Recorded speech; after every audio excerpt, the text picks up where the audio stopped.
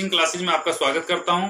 जैसा कि हमने पिछली वीडियो में अपने आपको बताया था कि प्रकाश किस तरह से उत्तल दर्पण और अवतल दर्पण के सूत्र का निगमन करते हैं, आज हम आपको बताने जा रहे हैं रेखीय आवर्धन और रेखीय आवर्धन के सूत्र का निगमन।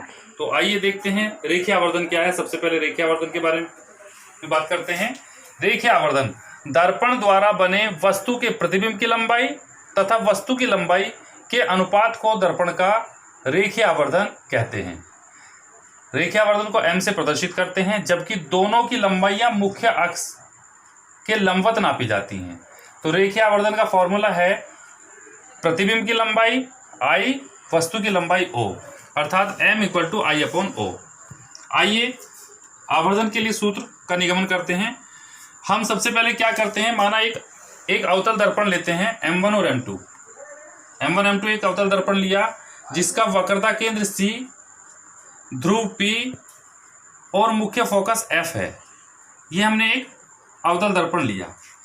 वस्तु इस पर हमने क्या किया कि इस पर एक वस्तु अनंत और वक्रता केंद्र के बीच में एक वस्तु होती है OO', जिसका प्रतिबिंब जो बनता है वो वक्रता केंद्र और मुख्य फोकस के बीच में बनता है, उल्टा होता है, वास्तविक होता है और C और F के बीच में बनता है।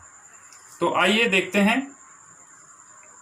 अतः त्रिभुज OO' P व त्रिभुज II', ये एक त्रिभुज ये बन गया OO' P, ये वाला त्रिभुज, पूरा ये वाला त्रिभुज, इसमें और इस वाले त्रिभुज में, छोटे त्रिभुज में II' में, इन दोनों त्रिभुज में देखते हैं कोण O'PO, कोण O'PO, ये वाला कोण, और कोण I'PO, ये वाला कोण। दोनों कोण आपस में बराबर होंगे। किससे? परावर्तन के नियम से। परावर्तन के नियम से आपतन कोण परावर्तन कोण के बराबर होता है। दूसरा, दोनों ही त्रिभुज में कोण POO' और PII', दोनों ही कोण समकोण हैं।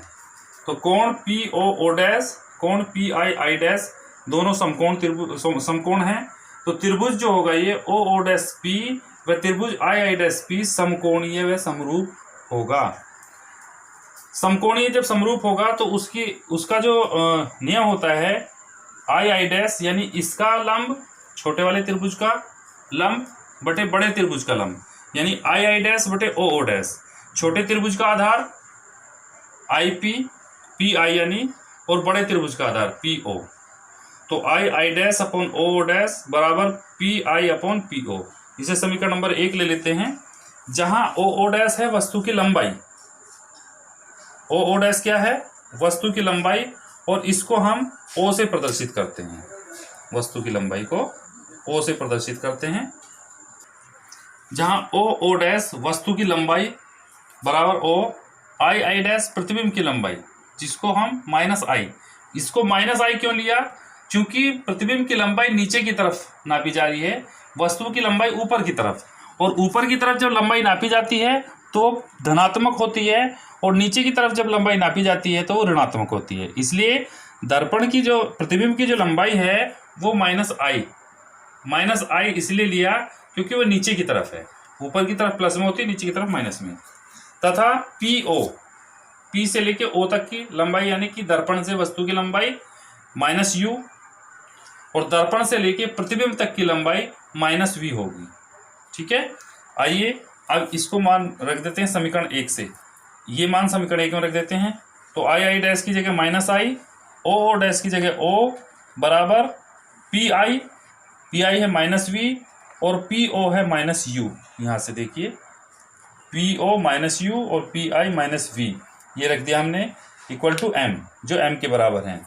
या हम इसको लिख सकते हैं M बराबर, माइनस से माइनस कैंसिल हो जाएगा, तो PM बराबर माइनस का I/O बराबर V/U। या हम इसको ये भी लिख सकते हैं M = I/O ये वाला माइनस उधर चला जाएगा, माइनस का V/U। यही रेखीय आवर्धन का सूत्र है। आवर्धन के सूत्र के विषय में बात की, रेखीय आवर्धन के विषय में बात की। तो अब इसके बाद हम चर्चा करते हैं कि आंकिक प्रश्न, न्यूमेरिकल हम कैसे लगाते हैं। अधिकांश बच्चों को न्यूमेरिकल में प्रॉब्लम आती है, आंकिक प्रश्न में प्रॉब्लम्स आती हैं, तो यदि मैं एक सूत्र पे, एक फॉर्मूले पे आपको एक एक दो क्वेश्चन करके दिखाऊंगा यहाँ पर, इसके बावजूद यदि आपको कहीं भी किसी भी न्यूमेरिकल में कोई प्रॉब्लम आती है तो आप मेरे डिस्क्रिप्शन बॉक्स में जाकर कमेंट्स कर सकते हैं, आप कुछ भी उसमें पूछ सकते हैं क्वेरीज, नहीं तो मेरे पर्सनल नंबर पे आप पूछ सकते हैं। पर्सनल नंबर मैं आपको डिस्क्रिप्शन बॉक्स में दे दूंगा, तो आप वहां से ले सकते हैं। तो आइए हम आंकिक प्रश्न के बारे में चर्चा करते हैं। आंकिक प्रश्न जैसा कि आप देख रहे हैं, पहला प्रश्न लिखा है किसी उत्तल दर्पण की फोकस दूरी 20 सेंटीमीटर है तो दर्पण की वक्रता त्रिज्या क्या होगी। ध्यान दीजिए, उत्तल दर्पण की फोकस दूरी को f से हम शो करते हैं, तो f इक्वल टू हो गया 20 सेंटीमीटर। वक्रता त्रिज्या में निकालनी r बराबर होता है 2f, तो 2 इंटू एफ की जगह f की वैल्यू रख दी 20, तो 20 दूनी 40 सेंटीमीटर, अर्थात दर्पण की वक्रता त्रिज्या कितनी आ गई, 40 सेंटीमीटर आ गई। आइए अब दूसरे न्यूमेरिकल पे बात करते हैं, दूसरे अंकिक प्रश्न पे। किसी अवतल दर्पण की वक्रता त्रिज्या 30 सेंटीमीटर है तो फोकस दूरी कितनी होगी। यहाँ पर अब की बार वक्रता त्रिज्या दी है तो फोकस दूरी पूछा है। r इक्वल टू 30 सेंटीमीटर, तो f इक्वल टू होता है r/2, यानी फोकस दूरी त्रिज्या की आधी होती है। तो इक्वल टू त्रिज्या हमारी 30 है और 30/2 15, यानी फोकस दूरी आ गई हमारी 15 सेंटीमीटर, अर्थात अवतल दर्पण की फोकस दूरी 15 सेंटीमीटर होगी। तीसरा प्रश्न, एक अवतल दर्पण की फोकस दूरी 5 सेंटीमीटर है, इसके सामने 10 सेंटीमीटर की दूरी पर रखी वस्तु का प्रतिबिंब कहाँ बनेगा।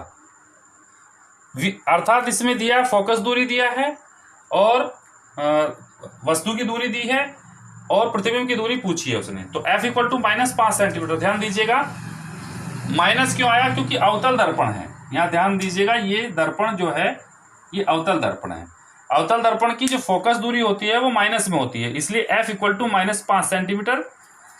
और वस्तु की दूरी हमेशा माइनस में होती है, क्योंकि वस्तु हमेशा दर्पण के सामने ही रखी जाती है, तो u equal to -10 centimetre. v का मान हमें निकालना है। अवतल दर्पण के सूत्र से 1/f 1/f equal to 1/v plus 1/u। f की वैल्यू यहाँ रखी 1/-5 equal to 1/v plus 1/u की वैल्यू -10, राइट। इसको अब माइनस यहाँ ले आते हैं, माइनस का 1/5 इक्वल टू 1/v माइनस 1/10।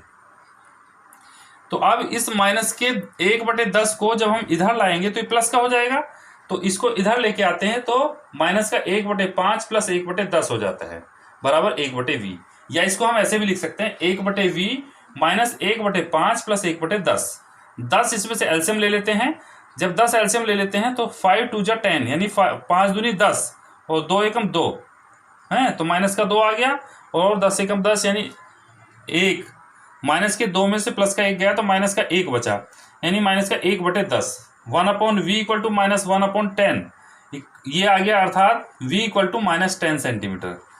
अर्थात प्रतिबिंब दर्पण के सामने, ध्यान दीजिए माइनस आया है तो दर्पण के सामने बनेगा, अगर ये प्लस में होता तो दर्पण के पीछे बनता, आभासी होता, लेकिन चूंकि दर्पण के सामने बन रहा है, माइनस में आ रहा है, तो इसलिए दर्पण के सामने बनेगा, 10 सेंटीमीटर की दूरी पर बनेगा तथा वास्तविक होगा।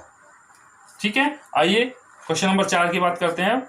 एक उत्तल दर्पण से 25 सेंटीमीटर दूरी पर रखी वस्तु के प्रतिबिंब की लंबाई वस्तु की लंबाई की आधी होती है, दर्पण की फोकस दूरी ज्ञात कीजिए।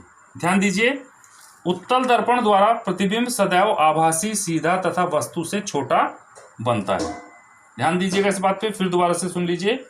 उत्तल दर्पण द्वारा प्रतिबिंब सदैव आभासी होता है, क्योंकि उत्तल दर्पण का जो प्रतिबिंब बनता है वो आभासी होता है, सीधा होता है और वस्तु से छोटा होता है, तथा आवर्धन सदैव धनात्मक व 1 से कम होता है।